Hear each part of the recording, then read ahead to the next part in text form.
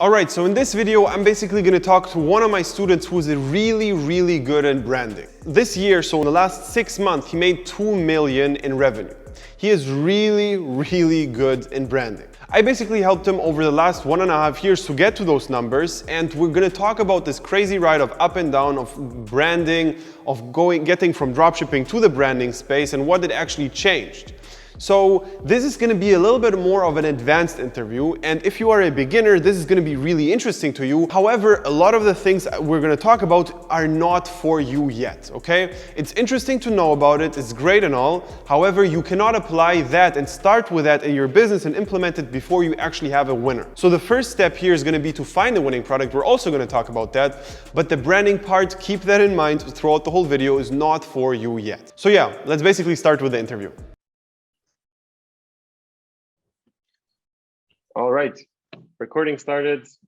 Basically, this is going to be a video where I have one of my early bird students, Junior. We started a while ago, I think almost like 1.5 years ago, or for sure over a year ago. It's been a crazy ride. So yeah, maybe you can also introduce yourself, tell how your story, how everything went for you. Yeah, my name is Junior, and I reached out to Michael after buying a course for like I think $300, and it didn't work, and I did it all wrong. And so I was looking on Facebook on these groups, and I just asked somebody, hey, I just need some help, I need a tutor, and somebody actually sent Michael's information to me. So I reached out to Michael, and thankfully he was able to accept me in his program. I enrolled myself, I think December of 19, and I'm pretty sure. Yeah, so it's been actually a roller coaster, but it's been definitely a roller coaster going straight up. Yeah. And how was your experience when we started? You said you already did it before and it didn't really work out. What were the key differences between when we started and before that? I think the method that you taught me was essential for my success. I think that essentially just having somebody there to hold your hand and guide you through the right steps. The way that you present the information is easy to understand, and I think the method was a huge thing too. In the beginning, you kind of told me, hey, if you do these steps, you're going to be successful, and it's all about be doing these steps. So I did it, and eventually it was a matter of time. I think I found my first winning product within a month after testing. It was my second product that I tested. First product didn't work, and I was kind of discouraged. But you said that was normal, and now I know it's completely normal. And I was actually it was actually lucky to find a winning product on the second product, but I kept going and I found it. And as soon as I found that winning product and start seeing those $1,000 days, I'm like, wow, this really works. You know, I come from a corporate business background, and I always thought the online thing was kind of a joke, but here I am full-time, online business, so. Yeah. And I remember what impressed me with you in the beginning. I remember how I told you to test a product and you tested it and it didn't work. And in the same week, I remember how you tested another couple of products without me even looking over anything. I basically, from all the products you selected, I told you those 5 are good, but basically test this one first.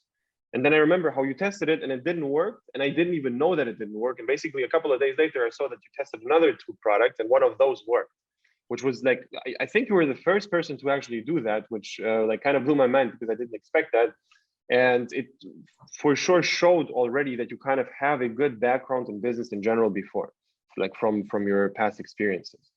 And yeah, basically with you did really well with executing all the steps and really doing what the method needs you to do. So yeah, that was really good from your side. But from a revenue and profit perspective, how much did you do since we started, and how did everything go for you? I definitely I closed 2020 with over 1.5 million in revenue and gross profit. And I probably brought home about 20%, 16 to 20% of that. Nice. And that was my first full year in business, and that was with your full guidance. And then I found the product, I created a brand, and you helped me with the brand. And as you know, and then 2021 is when things kind of took off even more. So so I think right now we're close to 2 million already, and In 2021. in 2021. Nice. Yeah. And I'm hoping to close the year at 4. Yeah. Maybe you can actually show your screen and kind of show what happened, so people see that it's legit. This is one of my stores so far year to date, so January 1st through August 13. And then there's the second store. And this is the second store. So revenue wise, I'm close to the 2 million right now, actually pretty much at 2 million in August. And that was the goal. The goal is at 4 million at the end of the year. And Nice. this is branded products, but I had pretty much close to the same luck, just drop shipping initially. And obviously I think that the branded products has a little bit better of a margin. Yeah, for sure. Maybe can you also refresh the screen here and just like select like a different platform or something like that. But yeah, it's really great to see those numbers for sure. It looks really good. Yeah, and for the profit tracking on the profit side, how much of that you said like 15 to 20%? You also have the order metrics. Yeah, on the brand it's 15, a little closer to like 17%, because I have people that have to ship. We ship from Florida. We have those 3 to 5 day shipping rates now. And so it's a little more expensive, but it is what allows you to keep going on Facebook for a long period of time, having that shorter shipping time. So I pay a little extra. I prefer to, I don't have to make as much, but it's more sustainable. And for you, you said the goal here is to make 4 million this year. And I mean, you were in August, you're on a good track for sure, like half is done. What do you think was kind of the biggest thing for you, which actually like made you do those numbers? So which key learnings did you have from the program, or in general from doing dropshipping, that were needed to get to those numbers? Well, I think that the main key thing from you that I've been getting lately is never to give up. It's just expect that you will hit the wall at some point, that you will want to give up, that your ads will go to trash, and that you will have to restart probably 3 or 4 times. And if that's already your baseline, that all that is going to happen, then when it happens, it's just business as usual. Okay, well, I just have to restart. Okay, I just have to, just test another ad account type thing. That mentality I didn't have before coming into this business. I was a very structured businessman before, that if anything went wrong, I sort of freaked out. But even up until last week, you were giving me that advice. And this week I already have way better numbers. So just having that extra motivation and somebody to tell you, hey, this is normal, that's how this business works, is just don't give up. The method works. Perform again and again, and it will eventually will hit a home run type thing. Yeah, 100%. Basically, the mentality is that every single problem in dropshipping is solvable. It doesn't matter what's going to happen to you. There were people who already had your problem, and there were people who solved that problem. So there's no issue at all for you. If you really understand that, then it's going to be much easier to keep going there. Because if, for example, you hit a problem which seems unsolvable, or it seems like something which, okay, maybe dropshipping as a whole is dead, or something like, I as a person cannot make it work because I live in this country and here we don't have this payment provider, or like a big issue which seems at first it seems really big, and it seems like, okay, maybe truly I can actually not do dropshipping anymore. Then if you think, okay, did anybody ever solve this problem? And if the answer is yes, then you're just like telling yourself excuses. In reality, it's possible to solve this problem. It's just going to be harder for you. And that's exactly the mentality you should have. I agree. I think the more barriers that comes into drop shipping, if the more it becomes like a real business, and the less people are going to want to go through those barriers, that means a less competition for Yeah, us that want to go through them. yeah. So, it makes complete sense to just keep on plowing through it. 100%, because that's exactly the point. Like if dropshipping would be super easy, it would be very hard, because the moment it gets easy, everybody would do it, and then it gets hard again. So it's not possible to have some business model where it's really easy and the entry point is super low for everything. You can start with a low time and budget investment and actually succeed without having a proper game plan. There's nothing like that, because if there would be something like that, it would be immediately saturated and it would get hard again. So you have to for everybody watching right now, you have to really understand that if somebody's telling you there is this like get rich quick like pill, it's not right. It's not correct. That's it. And it's really important to understand. I think another thing is that it was work too. It wasn't like your method works and it's great, and you can present it really well, but it takes work to learn. It takes time to go through it, and it takes the ability to want to succeed so hard that no matter what, the information worked. It already, somebody else became successful with it. If you duplicate that, you will be successful. That type of mentality. So it's not an easy thing to get started, but it's something that to me is the only way that I'll probably make money, as long as I can do that, Yeah, 100%. And for you, obviously you're already at a more advanced stage right now. If you would see a beginner, what kind of advice would you give them when you just start, like to a person who just started out? I would say focus on finding a good creative and learning the Facebook ads really well, and not giving up on your first barrier. I think that those would be my 3 advices to them. Yeah, because you're going to reach a point where you think that this doesn't work. For sure, it's just a matter of time.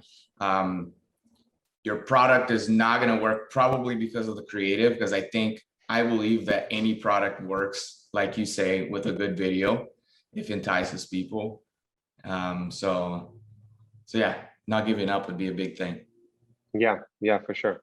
So it's not necessarily that every product would work with a good video for a beginner. Like I would I would phrase it a little bit differently, because you can very easily misunderstand that as a beginner and think, okay, I have a shitty product, let me just test whatever type of product, make a good video, and then it's going to work. The reality is, in the beginning, I would say you should rather make your life easier and select a really good product and also make a great video, and then the whole process is going to be even easier. But at an advanced stage where you're at right now, for sure that there's like almost every product can be made to work, and like as long as you see that a couple of criteria are met. So for you, before we got started, you said you already tested a couple of things. Why didn't it work? Well, essentially I wasn't testing them right. I think that the testing structure there that you teach is pretty awesome. So I was just going off of YouTube. I was just going off of just listening to a bunch of YouTube videos and trying to figure out which one are right, which one are wrong. And everybody has a different way of doing it.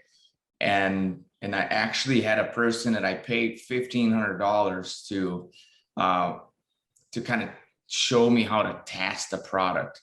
And that's how desperate I was about learning this thing, and it still didn't work. So I'm like, this is I was giving up until I figured like I'm gonna just get a course and I'm gonna follow through and I'm gonna make this work.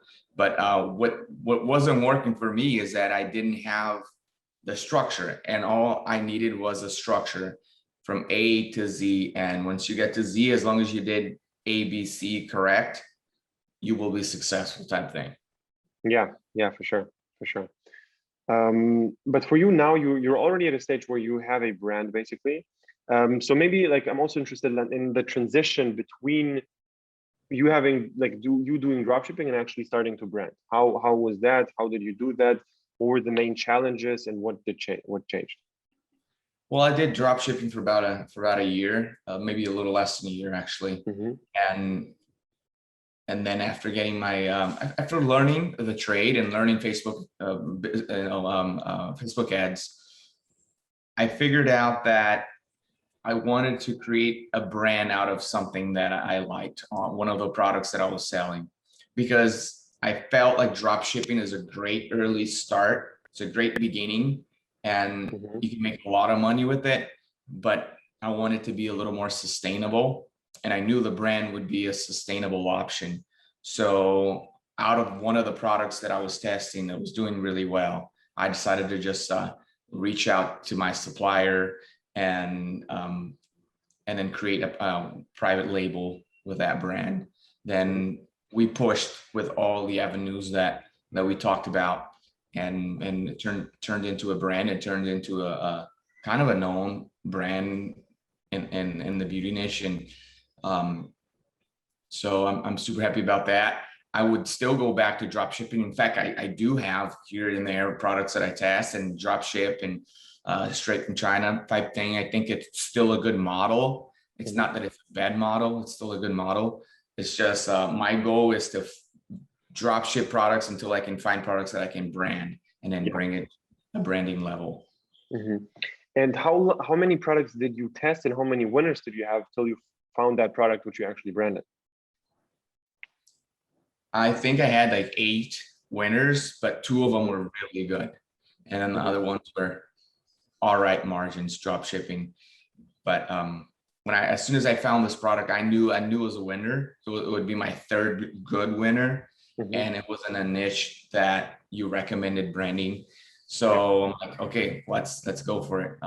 The process is a little harder for sure. It takes a lot more upfront investment and it's a bit more scary, but it would be the next level. It's what took me to that next level of income for sure. Mm-hmm. Yeah, 100%. And how did you see the profit margins increase through the branding? What did you see in the ads manager? What changed since you actually branded? Well, I think Facebook, it was almost like I was going against Facebook when I was testing products and drop shipping. I was always trying to find ways to entice customers to buy it in a different weird way. And then with the brand, it almost seems like Facebook wants to push it because it's known and it's all the business practices that I do is acceptable. I follow their guidelines and I'm still selling really well. So I actually don't have to put 50% off or free shipping or any of that. Here's the brand, this is the product that works. And I think that Facebook appreciates that it's one branded name with the product and all that too. Mm-hmm. Mm-hmm. Yeah. And I can get into influencers and the profit margin. I would say that it's a little better. I in my experience with this particular product, it's not as great as it could have been with a different product. But I think that the sustainability of it over the long term makes up for that margin not being so much better than I would call that the margin. Like I would call the consistency that is the margin you kind of make, because the in the end of the day we care about profit, not the revenue. And the main problem with the basic dropshipping model before you brand is that you will have crashes and everything is not sustainable unless you have a bunch of products at the same time which are constantly running. So you have two approaches. You can do 2 approaches. Either you brand one product and get that one product to the next level and make it more sustainable, or you have a bunch of winners at the same time, which is also a really valid approach. And you don't brand, however, you still are sustainable, because if something crashes, you have the next one. And basically I have students which are killing it with doing only that approach, don't branding at all. But for example, you're a good example for making it right with branding and making it very, very consistent over a long period of time. You showed here the 6-month period, which made 2 million. That's one thing, but you also the year before you still made over 1 million. which shows that over a course of 1.5 years, everything stayed consistent. And even if you had a low month, the next month made up for it. So yeah. Exactly. For you, how did it feel finding the first winning product? What's went through your mind when it first like worked? Yeah, well, finding those, I just remember looking at the ad data from previously, and we were selling this product and was breaking even and was losing some money. And I'm like, oh man. So I was used to seeing for 3 or 4 days the cost per acquisition, the cost per purchase. And then I tested this other product, and all of a sudden I was getting purchases for way less than that. And I was profitable for once. I was like, what? This is insane. So I'm giving Facebook this amount, and then I'm selling for this amount, and I'm still keeping this amount. It felt unreal to me. It felt like for the first time it was possible. Before it was all a dream. It was all, I paid this guy a bunch of money and I don't know if I'm going to get this money back. And at that point became real that, okay, this is a business model and it does work. So with that particular product, just looking at that Facebook account and seeing all those great CPAs made me really excited. I was very excited, and it made me excited to continue to follow the steps. Okay. I remember thinking, all right, this is good. This is really good. I want to get talking to Michael now because I want to know what's the next step. And I was always feeling eager to learn the next step. What's the next step? I got this. What is the next thing? Because I knew it was working. So yeah.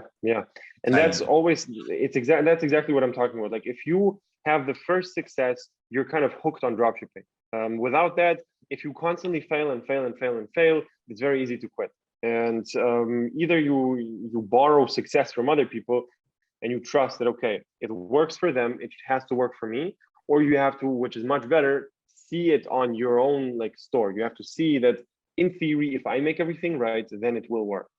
So that's really important to keep going. And it's way harder to not be successful for like 25 products. At like the first 25 products, if they don't work, you have to be a really crazy person to keep going. You have to be extremely disciplined and really believe in the whole thing. So yeah, it makes it very hard. At any time right now, I always think it's simple. If anything ever goes wrong, even with the brand, I can sit back in the computer, I can restructure and follow the same exact method pretty much. I mean, it changed a little bit from a year and a half ago or 2 years when we started. And I'll be making an income.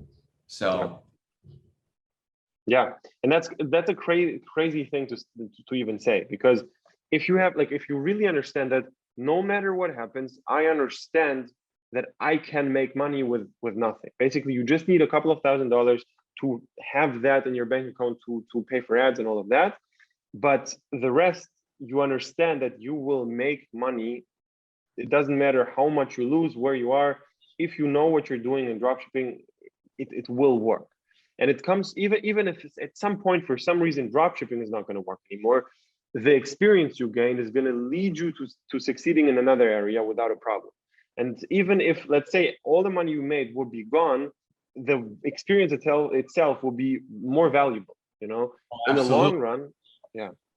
Absolutely. I still do. I own a coffee shop on the other side of the island, and I use the same exact techniques that you taught me to pump up revenue on that. Yeah. So it's like it's a life lesson and something that you carry for your lifetime. Yeah, marketing and sales. If you have that down, not going anywhere. Yeah, marketing and sales is not going to die out. Like if dropshipping is dead in 10 years, marketing and sales will still exist, and you have to learn it until then. Yeah. And for you, basically, what would you say were the biggest mistakes you did so far? In the whole 1.5 years, what were the biggest mistakes which you did, which you would advise people to look at before doing it? Well, I am getting comfortable. So at some stage, when you're making, I don't know, let's say here $1,000 a day clean after paying for expenses and everything, Profit, yeah. profit.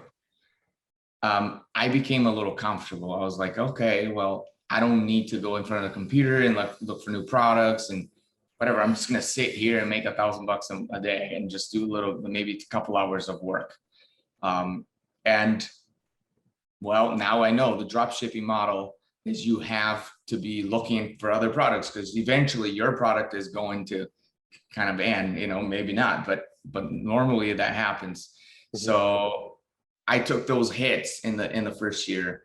I made $1,000 a day, and then it was done, stop. I had to find another product, and then I made it again. And you know, instead of just while I was making that money, I could be working an extra hour a day, sitting in front of the computer, finding my next winning product. So I became complacent with making good money, and I just decided to not keep working for the next one, you know.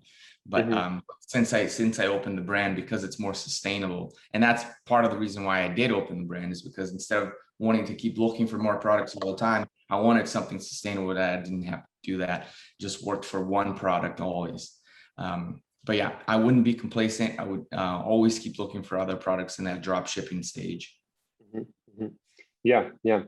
And for you, what would you say are kind of the next goals? Where do you want to be at in, let's say, 3 years? Well, I want to find more products to brand. So I do want to either expand the brand that I currently have, which is part of the option, but not only that, I think that finding other products create brands in different niches, because eventually the ultimate goal is to sell those and exit. So, and that, I think that if I think I make good money now, I think that is when we make the true money, is when we exit from the brand. Yeah, 100% agreed. Yeah. But for that, a lot of things are needed. And you have to understand that, for example, if you, like, most people want to sell not brands, they want to sell dropshipping stores, and they also want to sell at a low point. I like everybody who ever asked me the first time about selling stores, it's a downwards trend. Like every time they start not being as profitable anymore, everything goes down. They're thinking, okay, I made my money, let me now sell it. And they're basically taking the completely wrong approach, because that is exactly the point where this store is worth the least amount of money. And people come to me every time. It's every time. Nobody ever came to me at as like a super high point and told me, hey, I really want to sell this, because then it's like a money making machine, and they think, okay, I'm good. This is going to keep doing this forever. Why should I even bother selling? When in reality, in some cases, you have to understand that it's going to go down, and it's a better approach to sell it if it's at a high point. And that's one thing I would always look at when selling stores or brands, and especially if it's a dropshipping store, it's going to be worth much less. If it's branded and if everything is like properly set up, and if it's very consistent, then it's a different story. If you have like a full year of consistently good income, you can sell it for a lot. But if it's not that, then I wouldn't sell anything. Absolutely. Yep. Yeah. But for you kind of like from those like almost 2 years now, which you generally did dropshipping, is there anything which you did and you regret and you would have done it completely differently than, except for getting comfortable?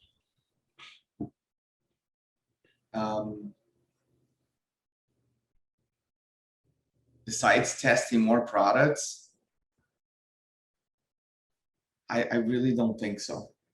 I really don't think so, because this experience has been so good. I went from sitting in an office from 9 to 5 to like sitting at home here, and you know, like in my office, and with my kids, I can take them to school, I can pick them up. Even if I did something wrong, I'm glad that I don't care about it, because obviously I must have done many little things wrong, but what matters the most is that the sum of all the wrong things don't make me remind of any of them. The sum of them are kind of zero right now because of the success. And to me, that's so more overpowering that I don't even remember the bad things, you know? So I'm just thankful. I'm just thankful to that.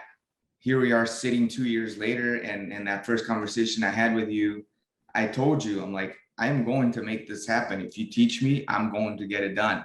Yeah. And it was all about mindset. So no regrets. Yeah, I love that answer. And what you just said, like I remember how you told me, yeah, I'm going to make this work in the very beginning. And to be honest, I don't take this serious. Like in the beginning, when somebody tells me, okay, I'm going to make this work, I'm going to be the best students you ever had. I don't believe you, man. Like in the beginning, I don't really believe it, because like a lot of people say that, and then they just don't follow up on the strategy, or they don't really put in the work they need to do. But for you, it actually was the case, and you became like really, really successful in this. Also, like I forgot, did you recommend multiple people? I think one person you recommended to actually join the course, and Yeah. he, like, to him the same thing happened, right? He's doing Yeah. great. Yeah, Couldn't maybe you can believe it. also tell. Yeah, maybe you can also tell what happened there. Yeah. I recommended well, I hired a VA, and she's Brazilian. I'm Brazilian as well. I live in America, but and she started seeing all the numbers, and her husband wasn't working or something, and so she's like, well, how did you get this done? I'm like, well, I'm the kind of guy that I want to share the knowledge and I want to share the wealth. So I'm like, hey, here's his number. His name's Michael.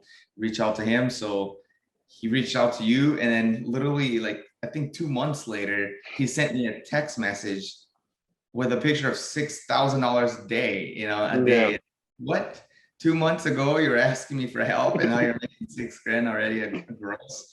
yeah, So yeah, he put the work, he got the knowledge, and made it happen. yeah. With him, it was like just for everybody watching, this is not like a very, very like common thing to happen, that immediately after, in the first 2 months, you're going to get to 6K per day consistently. That's a really, really good result. However, we have to keep in mind that he had good cash flow. Like, he already had a decent budget to start with. So that made everything easier. And also, I think the second or third product we tested was a winner, which like blew up immediately, which is great. So yeah, that worked out really well. But for you, coming back to you, how do you structure your day currently? How much do you work, and what do you do? Yeah, I want to be on this table by 6:30 in the morning.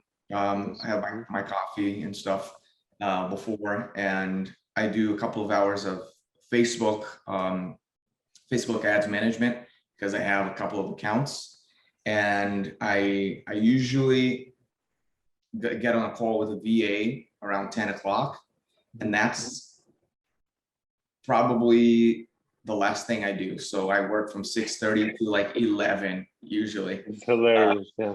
I could be doing more, but the stage of my life where I am, I think that I'm comfortable. I think I have a lot of VAs doing a lot of things, and I have somebody in Florida. We have a warehouse. We have somebody that packs. We have somebody that ships.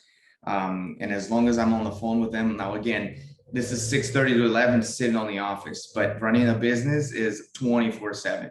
So it could be at 9:30, I'm about to go to bed, and I get a text message from our Chinese supplier. I have to get on the phone with them. It can be, at 4:30 in the afternoon before I pick up my kid. I have to do this, and I'm always constantly on Skype or on WhatsApp or on the phone with people. So it's a constant all day type work, but sitting down, it's really only from 6:30 to 11-ish. Yeah. That's amazing. But it's really important to understand that you have to get to that point. It's not possible to do that if you only are one person, for example. If you're one person. Well, I didn't know about VAs until you told me. Essentially, I think VAs is the most underutilized thing in the whole world. I even told the company that I built for, I'm like, you guys got to start using VAs, So, because I couldn't believe it. You sent me information, and I still remember the first person I hired in South Africa. And I was talking to this lady, and she was doing things for me. It felt really wrong for some reason, paying her like not so much, but that's how it is, and yeah. Yeah, but how many people work for you right now? I have 8 people that work currently for me. And what do they do? There's 3 of them customer service, 3 or 4. One of them is focused on chargebacks and refunds and returns. There's 2 people working in the warehouse, and I have 1 person that manages all the VAs, and then 1 person that's my assistant that essentially I don't like to perform the same task twice. I'm that kind of guy. So anything that I have to do repetitively, I send it to my assistant. Yeah, that's exactly how you should do it. Yeah. But the important part is exactly what you said twice. Like the first time you have to do it by yourself. You have to understand how to do it to be able to outsource it. Did you have any bad experiences with VAs, or were you lucky and had good ones?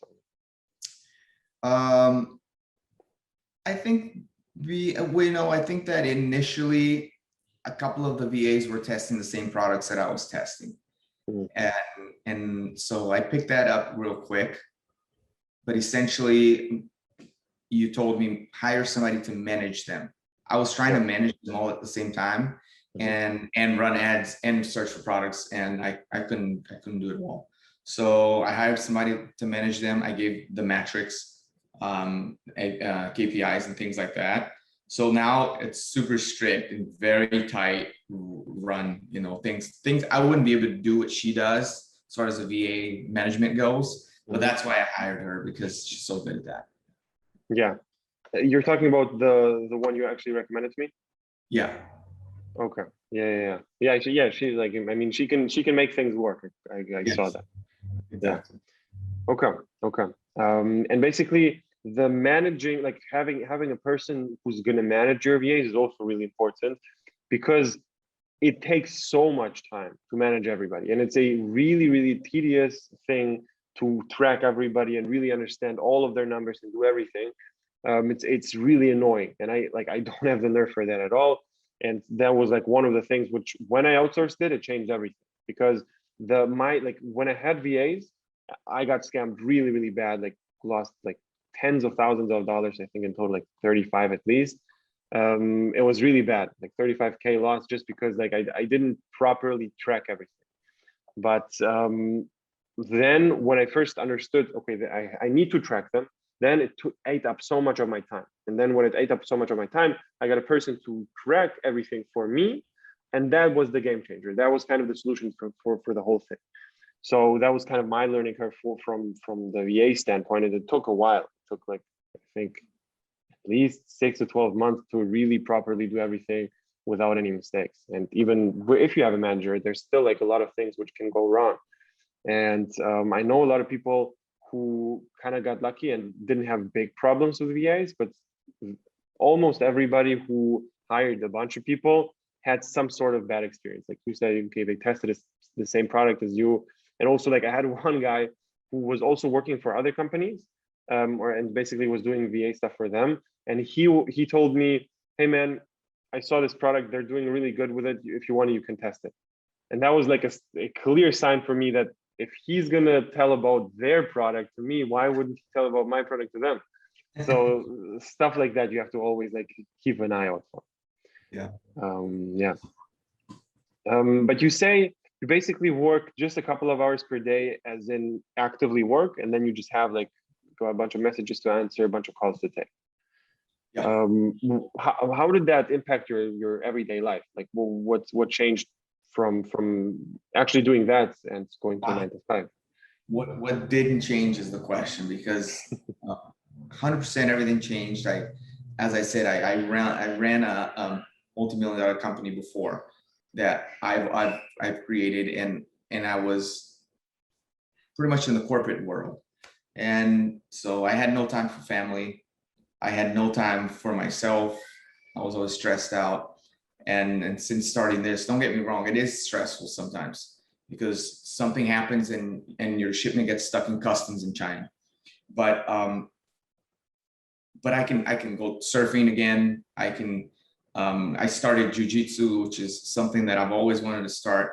And it's been like, I just got my blue belt like 2 weeks ago, and something that I would have never gotten had I been working 9 to 5, because it's on Tuesdays and Thursdays, at like 10 to 12. So Yeah, who is that, but it allows me to do that. It allows me to work whenever I want, and it's not something that that it's that time consuming. I feel bad sometimes for not working more, and then it goes back to that complacency type thing. I could be testing other products, but I choose to focus on the brand. I choose to focus on this brand until I can't focus on the brand no more type thing. But a lot of things change. But if I were to say one thing, the most important thing that changed in my life was the ability to be closer to my kids here at home. Yeah, that's amazing. And that's one of the reasons, and I really mean that, why I do the whole coaching thing. Because I always get this question of, okay, you're doing dropshipping. If you actually do dropshipping, why would you teach it? Why would you like help other people to do the same thing, like kind of grow competition? And if you make so much money with dropshipping, why would you need any money from the courses you do? You know, I get that question a lot. And exactly that is my answer. I genuinely enjoy seeing those types of results where I can actually impact a person's life and change it like 180 degrees, because I kind of share the value, and because I share the things I've went through. And for example, if I sell like a dropshipping product, I love doing dropshipping as well. I truly love that. However, it's a completely different thing to sell like a $30 item to somebody you're never going to meet, and actually teaching somebody to do this and to build an online store and basically like change their complete life, like completely, you know? So yeah. Not only that, it changed like my life, and I can honestly say that. But you also changed my wife's life, you know, because she was able to get a job from home. I'm able to afford more, and then my kids are able to see their dad almost all day long whenever they want, you know. So yeah, it trickles down. It's a big impact. It's a big impact. And that's something I even like, I wasn't even thinking about that, but yeah. For me, I only like, so far I only basically thought that I impact the life of the person I'm actually talking to, but you're right, there's for sure more to that. Yeah. And also like the like I also had one guy who started to donate really good money to charities and stuff like that. And that's also a thing where like I don't feel I don't feel super responsible for a donation, because that's like from his pocket, and I don't want to take the credit. However, it was the changing factor which enabled him to actually do that. And yeah, I really love that. Yeah, man, I really enjoyed this conversation for sure. Basically, to everybody watching right now, if you also want to become a student of mine, click the link below, sign up for a free consultation session with me personally. We're going to have it one-on-one, me, not another coach or somebody. We're going to have like a discussion where we see if it's actually a good fit. And if we see if that it actually is, then we're going to start working long-term. And if no, then everything is fine, and we're going to basically go separate ways. So click the link below, and yeah, see you there. But yeah, Junior, thanks for having you. Really appreciate you being here. Everything. Yeah, for sure. All right, bro. Then talk to you soon. Okay. Okay, I'll talk to you soon, brother. Hey, maybe we can get another call scheduled. I'll text you. Yeah, for sure. Oh, wait, let me stop the recording.